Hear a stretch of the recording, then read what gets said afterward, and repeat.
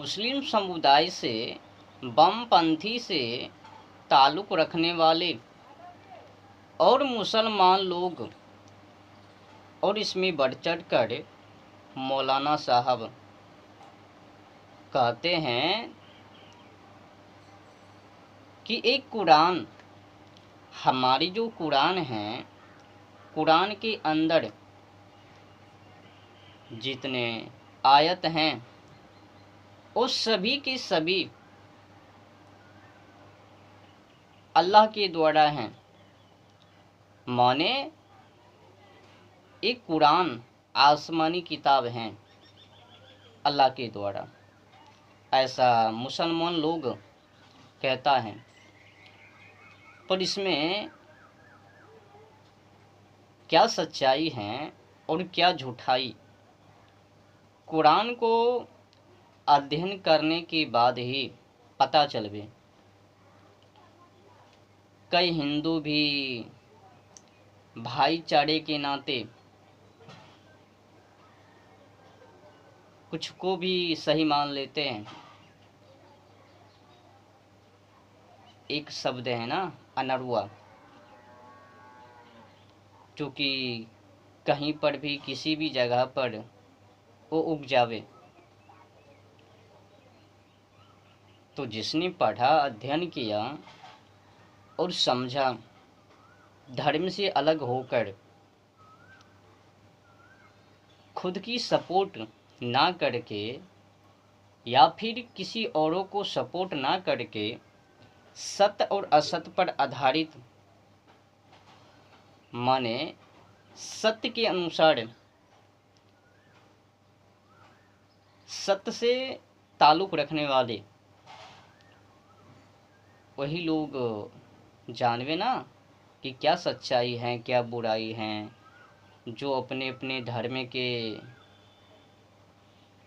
बेमतलब लोग हैं, वो तो अपने अपने धर्म को ही बड़ाई करवे, तो बड़ाई के चक्कर में झूठाई को भी सही कह देवे, ऐसा होता है ना। तो कुरान के अंदर क्या टूटियां हैं, अब कई मौलाना इस पर चर्चा नहीं करता। जो भी लिखा है वो अल्लाह के द्वारा है, ऐसा प्रवचन करता है और छोटे बड़े बुजुर्गों को समझाता है। या आसमानी किताब है, अल्लाह के मार्गों में लड़ो, जो नहीं लड़ोगे उनको जहन्नम है, जो लड़ोगे उनको जन्नत है। तो जो नहीं लड़ेंगे उनको आग से गुजरना पड़ेगा, जहन्नम, और जो लड़ेंगे अल्लाह के लिए मरेंगे उनको जन्नत मिलेगा, 72 हूर मिलेगा। तो कुछ लालची भी चाहिए। पर अल्लाह ताला के द्वारा जो न्याय की व्यवस्था है उससे तो ये मौलाना लोगों ने दूर कर दिया। जब भी न्याय करवे तो सत्य और असत्य के अनुसार ही ना, ऐसा तो नहीं है ना कि खुद की बड़ाई के लिए किसी औरों को झुका देवे जो निर्दोष भी हैं। अगर अल्लाह को माने या ना माने, अगर सत्य पर चल रहे हैं, सत्य के अनुसार जीवन को यापन कर रहे हैं, तो उसमें बुराई क्या। पर कहीं कहीं पर भेद है ना। अल्लाह को जो ना माने वो काफिर, उनको जहाँ पाओ जवा करो। अपने को क्यों मारते हो? अगर अपने को मारोगे तो जहन्नम मिलेगा, गैर मुस्लिम को कत्ल करोगे तो जन्नत मिलेगा। तो ये सब व्यवस्था कुरान के अंदर हैं, जो कि कई मुस्लिम लोग खुलकर नहीं बोलता है। अल्लाह को नहीं मानने वाले को कहता है गैर मुस्लिम। अरे भाई, हो सकता है उसी गैर मुस्लिम में से कोई सत्य पर चलता हो, सत्य के ही अनुसार व्यवस्था को मानता हो, तो क्या उनको भी नापाक कह दोगे? तो चलते हैं आज कुरान की ओर। कुछ आयतें हैं उस पर मैं चर्चा कर लेता हूँ। तो शुरुआत सूरा 2 की, तो सूरा 2 अल बकरा पेज नंबर 47 और पारा 2 और आयत नंबर 223 223। तो इसमें लिखा है तुम्हारी स्त्रियां तुम्हारी खेती हैं, अतः जिस प्रकार चाहो तुम अपनी खेती में जाओ और अपने के लिए आगे भेजो और अल्लाह से डरते रहो और भली भांति जान लो कि तुम्हें उससे मिलना है और मान लाने वाले को शुभ सूचना दे दो। अब समझ में नहीं आता, अगर उदाहरण भी दिया तो स्त्री को खेती बता दिया, तो इस पर मैंने न समझ आने के कारण कई बार कई मौलाना का वो वीडियो मैंने देख लिया और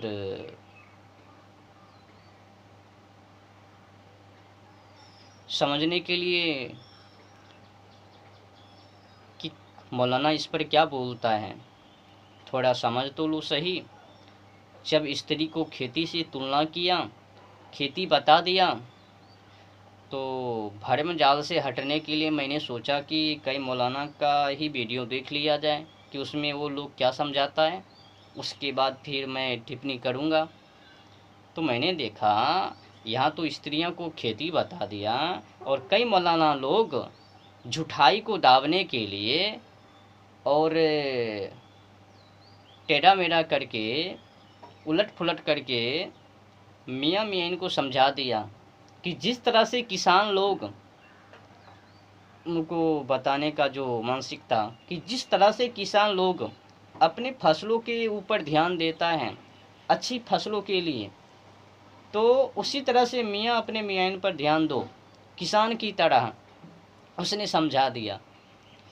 अब इसमें क्या सही है क्या गलत है, अब मतलब तो निकला नहीं, अर्थ तो अभी भी पूरा नहीं हुआ कि किसान की तरह फसलों पर ध्यान दो, तो मियाँ अपने मियाँ पर ध्यान दो कि किसान की तरह, या खेती बता दिया ना, तो खेती का मतलब समझते हो ना, अच्छा किसान के मतलब समझ लो। अगर किसान फसलों पर ध्यान देता है तो बुनियाद के नियम को भी समझना पड़ेगा ना।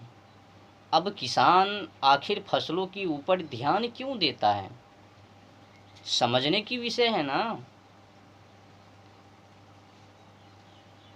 घास फूस को खेत से हटाना, खाद बीज पानी रोपण जुताई अनेक वो काम करता है ना खेतों में किसान। तो ये सब जो काम है किसान जो करता है, संघर्ष करता है, मेहनत करता है, वो क्यों करता है, इसीलिए ना कि अच्छी फसल हो, उपज हो और अधिक से अधिक दाना हो। तो किसान लोग अधिक से अधिक दाना के लिए, अब ऐसा तो नहीं है कि गेहूं मैंने लगाया और एक शीश में एक ही गेहूं निकला, मोटी मोटी लंबी लंबी बेहतर गेहूं, तो क्या मेकअप हो जावे, एक गेहूं से का काम बनवे। अब मैंने मक्का लगाया, मक्का तो लगा दिया एक बाल में बाइलोतन, उसमें एक ही दाना निकला मोटी मोटी लंबी लंबी, तो क्या वो जो एक बाइल में 100 दाना 90 दाने क्या मेकअप हो जावे।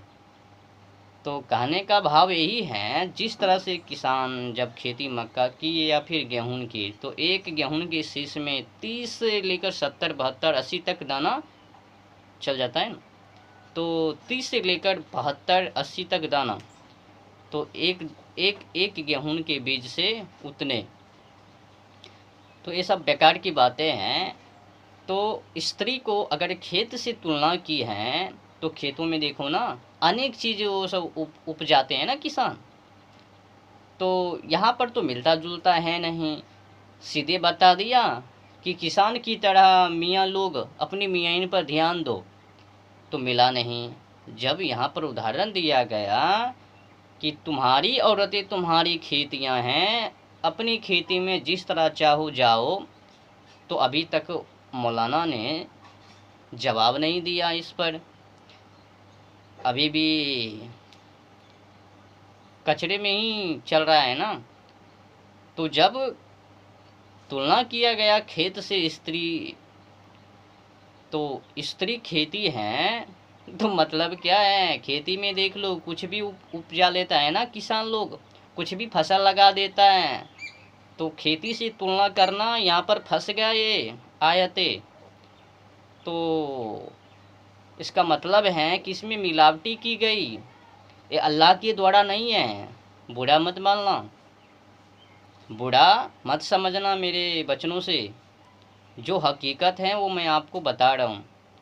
किसी ने ऐसा मिलावटी की है जनसंख्या को बढ़ाने के लिए और मियाइन को फुसलाने के लिए। अगर मियाइन को ना फुसलावे तो जनसंख्या कैसे बढ़े।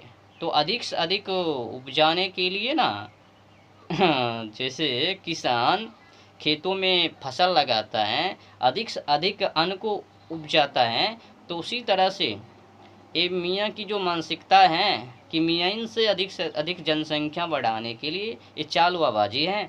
बाकी तो मियाँ अगर उनके षड्यंत्र में फंस जावे, जालों में उलझ जावे, तो बल्ले बल्ले हैं। कम से कम हाफ दर्जन से ऊपर जो भी चला जावे।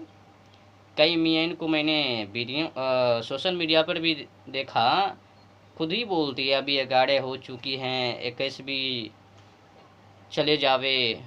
और मैं सभी मियाँ से निवेदन करती हूँ कि अधिक से अधिक गर्भवती हो और अधिक से अधिक पैदा करो, वो अल्लाह ताला खिलावे।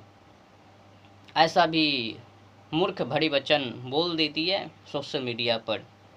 अब बोलने में लाज नहीं, शर्म नहीं, कुछ भी बोल देती है। क्यों? संस्कार ही वैसा। जब कुरान में वो सब बातें हैं कि तुम्हारी औरत खेतियां हैं, अपनी खेती में जिस तरह चाहो जाओ। यहाँ पर तो अपनी खेती है, किसान के अनुसार अगर उनका जो खेत हैं और वो अपने खेत में जा रहे हैं, वो तो सही है। पर स्त्री को खेती से तुलना करना ये गलत है ना। तो अपनी खेती में माने क्या, अभी तक किसी भी मौलाना ने इस पर सटीक जवाब नहीं दिया, पूरा नहीं किया। कई मौलाना ने बस यही बोला कि किसान की तरह मियाँ मियाइन पर ध्यान दो, इससे आगे आगे तो बढ़ा ही नहीं। वो कभी ये तो कहा ही नहीं कि किसान लोग फसलों पर अधिक ध्यान क्यों देता है, कि कहीं हमारी फसल खराब ना हो जाए। ऐसा ना हो जाए कि एक बाइल में एक ही दुक्का दाना होवे, एक गेहूं के शीश में इक्का दुक्का ही दाना होवे। तो किसान के आंखों से आंसू पक्का। अगर एक शीश में 1 से 2 दाना हो जावे, एक मक्का की बाइल से 1 से 2 दाना होवे, तो उनको तो 70 80 90 100 प्लस दाना चाहिए मक्का के बाइल में। और गेहूं के शीश में 30 से लेकर 80 चले जावे, तो कुछ खुशियां किसानों के जीवन में, नहीं तो रो रो कर बुरा हाल हो जावे। तो वही पैर हैं ये मौलाना साहब को भी इक्का दुक्का से, वो जनसंख्या से अगर एक महिला है उससे 1 2 से तो काम ना बनवे। जो पढ़े लिखे हैं, विद्वान हैं, वो तो इक्का दुक्का बाल बच्चों से कम चला लेवे। अधिकतर को तो देख ही लो, गलत संस्कार देने का परिणाम तो गलत ही निकलवे ना। तो जो मानसिकता मौलाना साहब की, अब उसी मानसिकता के अनुसार प्रजा को भी ढालवे और अपनी ही मानसिकता के अनुसार अन्य लोगों को भी बनावे। तो यही सब चल रहा है समाजों में। अब इसमें अगर देखा जाए तो इसमें मिलावटी है भाई। ईश्वरकृत ये आयतें है ही नहीं। अगर ईश्वरकृत होता तो उनको जनसंख्या से और खेती से तुलना करने की कोई आवश्यकता ही नहीं। अगर खेती से तुलना की तो किसी इंसान का चाल है। भगवान क्यों कर ऐसा अभद्र टिप्पणी करवे महिला पर? उनको लेना देना क्या है? अल्लाह ताला को तो कर्मों से लेना देना है, जो जैसा करवे उनको ऐसा फल देवे। पर जनसंख्या समझाना ये तो किसी इंसान का चाल है ना। अल्लाह ताला को तुम लोगों से क्या लेना देना है? तुम्हारे कर्मों से लेना देना है ना। तुम क्या कर रहे हो, नहीं कर रहे हो, उनके मार्गों में सही चल रहे हो या नहीं। ऐसा तो नहीं कि आप उनके मार्ग के नाम पर हिंसा कर रहे हो, निर्दोष जीव जंतु पशु पक्षी को सता रहे हो। अल्लाह ताला तो देखता है, हिंसा करने वाले को जहन्नम देवे और जो अहिंसा के प्रतीक हैं, अहिंसा पूर्वक काम करता है, उनको जन्नत देवे। बस हो लिया। प्रवचन तो ये हैं, सत्य और असत्य पर अल्लाह ताला को वचन एड है।